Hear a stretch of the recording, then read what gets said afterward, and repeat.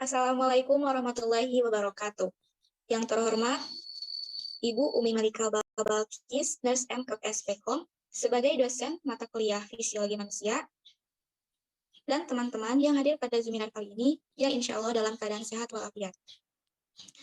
Pada kesempatan kali ini, kami kelompok 3 akan mencoba untuk mempresentasikan hasil diskusi kami, yaitu mengenai sistem muskuloskeletal. Sebelumnya, kelompok 3 ini beranggotakan 10 orang, yaitu Muhammad Ferry Pramayoga, Mutia Cahya Lestari, Najila Diane, Novi Melisa, Siti Nursadah, Siti Nurhalimah, Salsa Aulia, Widi Aulia, Cindy Hermaliasari, dan Syifa Maudina. Baik, untuk mengefisienkan waktu, kepada Siti Nurhalimah sebagai pemateri pertama, waktu dan tempat dipersilahkan.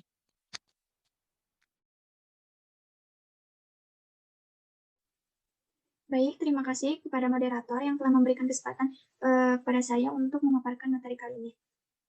Baik, di sini saya akan menjelaskan atau memaparkan materi mengenai sistem muskuloskeletal. Muskuloskeletal terdiri dari yang pertama yaitu muskulo atau otot, yang kedua yaitu skeletal atau tulang.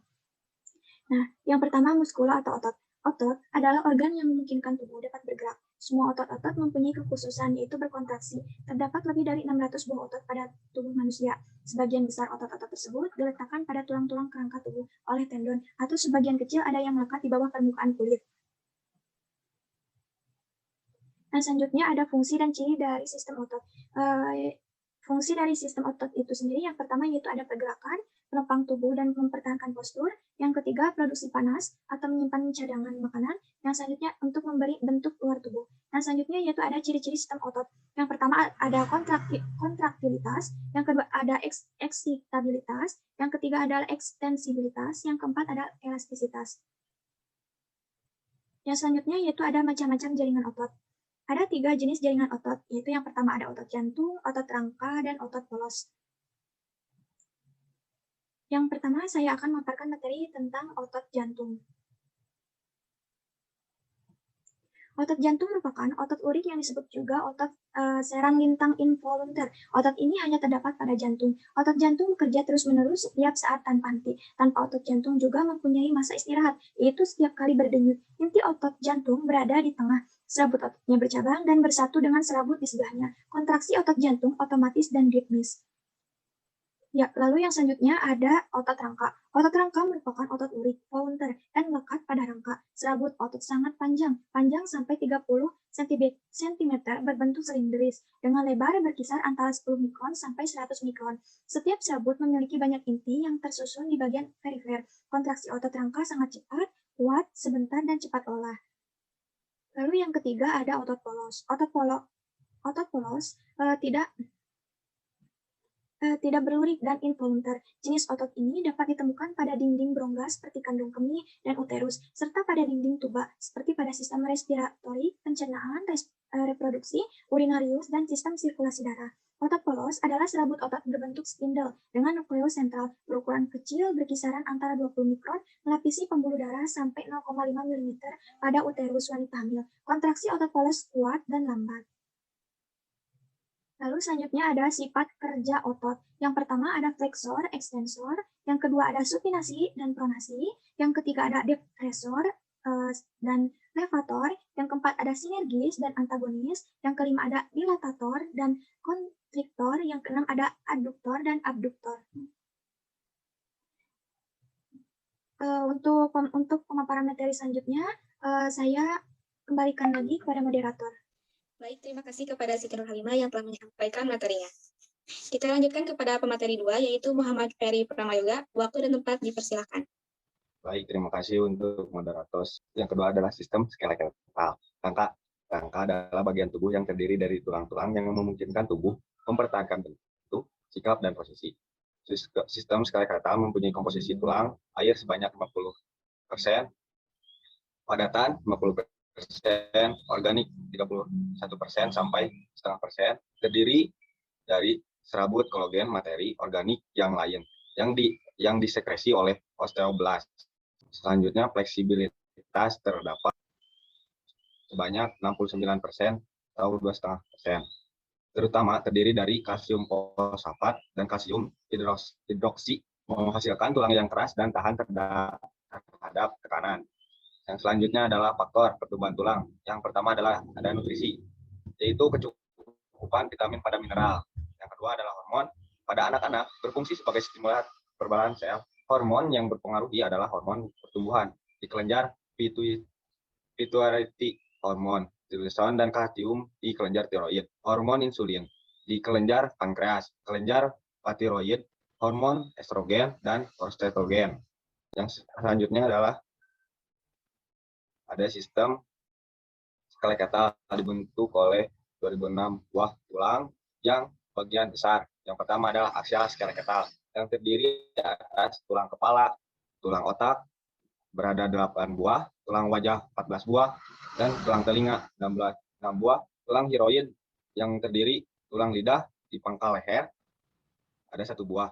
Yang selanjutnya ada tulang belakang dan pinggul berada 26 buah dan kerangka dada berisikan 25 buah.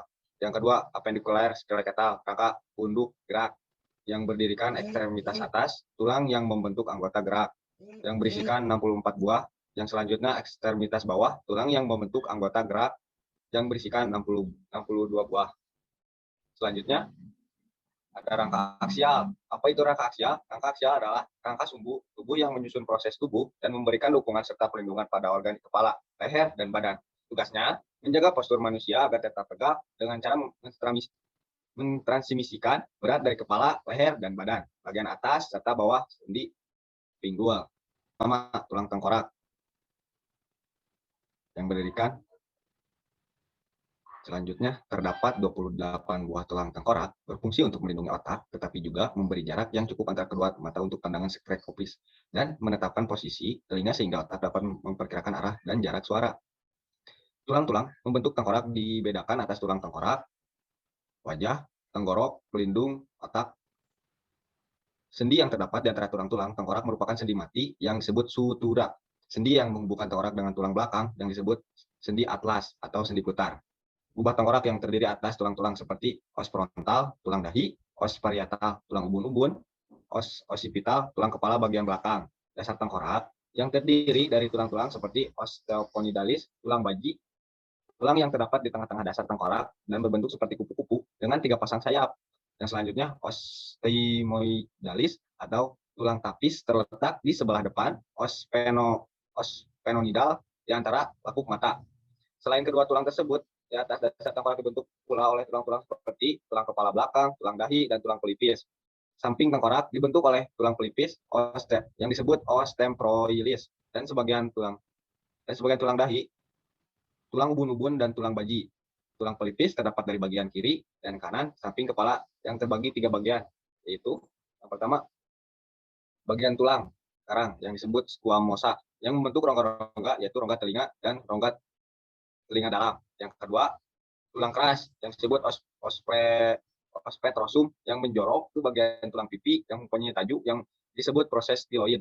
Yang ketiga, bagian mastoid terdiri dari tulang yang mempunyai lubang-lubang halus berisi udara dan mempunyai tajuk membentuk seperti puting susu yang disebut proses mastoid. Yang kedua adalah bagian tulang leher. Terdapat 7 ruas tulang leher dengan ruas pertama adalah tulang atlas. Tulang atlas berfungsi untuk menunjukkan tengkorak. Ruas kedua adalah tulang pemutar atau aksis. Adanya tulang atlas dan aksis memungkinkan kepala untuk berputar. Ruas ketiga sampai ruas ketujuh memiliki bentuk yang mirip dan tidak bersendian dengan tulang rusuk. Yang ketiga ada tulang bahu. Tulang bahu terdiri ada atas clavicula humerus, persendian yang menghubungkan lengan dengan badan. Pergelangan ini mempunyai mangkok sendi yang tidak sempurna oleh karena bagian belakang terbuka. Bagian ini dibentuk oleh 2 buah tulang yaitu scapula, tulang belakang, dan clavicula, tulang belakang. Tulang selangka. Scapula adalah bagian panggung sebelah luar atas mempunyai tulang 3, 1 sampai tulang 3. Bentuknya hampir segitiga. Clavicula adalah tulang sela angka. Bentuknya panjang, sedikit bengkok, hampir menyerupai huruf S. Bagan yang berhubungan dengan akromion disebut ekstremitas akromion. Yang keempat ada tulang dada. Tulang dada terdiri atas tulang hulu. Strukturnya tulang dada yang terdiri atas kepala tulang dada, tulang rusuk sejati, badan tulang dada, tajuk podang, tulang rusuk pasu, tulang rusuk melayang. Kerangka dada dibentuk susunan tulang yang melindungi rongga dada yang terdiri dari tulang dada yaitu 1 buah, tulang iga 12 buah, tulang iga sejati 1-7, tulang iga pasu 8-10, tulang iga melayang 11-12, vertebrata thoracalis 12 ruas, tulang dada menjadi tonggak dinding depan dari torak, bentuknya gepeng dan sedikit melebar yang terdiri atas 3 bagian, yaitu Panibrium, corpus sterni, proses sipoideis. Yang kelima, tulang rusuk ini terdiri dari 12 pasang. Ujung-ujung belakang tulang rusuk melekat pada ruas-ruas tulang belakang dan dibagi menjadi 3. Yang pertama ada tulang rusuk sejati yang berjumlah 7 pasang. Selanjutnya ada tulang rusuk palsu yang berjumlah 3 pasang. Dan ada tulang rusuk melayang yang berjumlah 6, ada tulang ruas atau tulang belakang. Tulang belakang terdiri atas 33 ruas tulang dan terbagi menjadi 5 bagian. Antara lain ada yang pertama ruas tulang leher atau vertebrata cervix. Yang kedua ada ruas tulang punggung atau vertebrata torak. Yang ketiga ada ruas tulang pinggang atau vertebrata lumbal. Dan yang keempat ada ruas tulang kelangkang yaitu sacrum. Dan yang terakhir ada ruas tulang ekor atau coccyx. Selanjutnya ada rangka apendikular. Rangka apendikular ini adalah rangka tambahan yang berfungsi sebagai penggerak tubuh. Dalam hal ini yang menyusun alat gerak seperti tangan dan kaki. Rangka ini meliputi anggota gerak atas, yaitu tungkai depan atau ekstremitas superior. Lalu ada anggota gerak bawah yang disebut dengan tungkai bawah atau ekstremitas inferior, dan yang ada gelang bahu dan gelang panggul. Bagian ekstremitas atas terdiri dari tulang scapula, tulang clavikula, tulang humerus, tulang ulna, tulang radius, dan tulang karpal. Lalu ada gerak bawah. Gerak bawah ini terdiri dari femur atau tulang paha, tibia atau fibula atau yang biasa disebut dengan tulang kering dan tulang betis.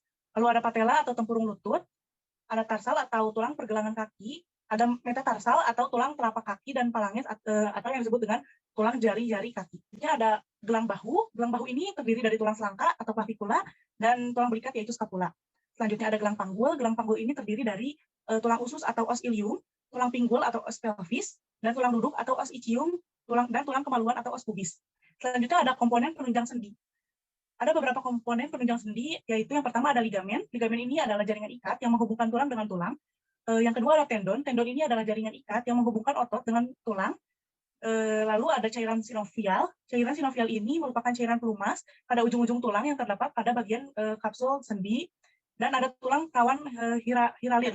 Tulang rawan hialin ini adalah jaringan tulang rawan yang menutupi kedua ujung tulang yang membentuk persendian yang berguna untuk menjaga persendian dari benturan keras. Baik, terima kasih kepada Angelina sebagai pemateri ini ya. Untuk materi kali ini dapat disimpulkan bahwa sistem muskuloskeletal merupakan sistem tubuh yang terdiri dari otot atau muskulo dan tulang-tulang yang membentuk rangka atau skelet. Otot adalah jaringan tubuh yang mempunyai kemampuan mengubah energi kimia menjadi energi mekanik atau gerak. Sedangkan rangka adalah bagian tubuh yang terdiri dari tulang-tulang yang memungkinkan tubuh mempertahankan bentuk, sikap, dan posisi. Cukup sekian yang dapat kami sampaikan. Kurang lebihnya mohon dimaafkan. Wassalamualaikum warahmatullahi wabarakatuh. Waalaikumsalam warahmatullahi wabarakatuh.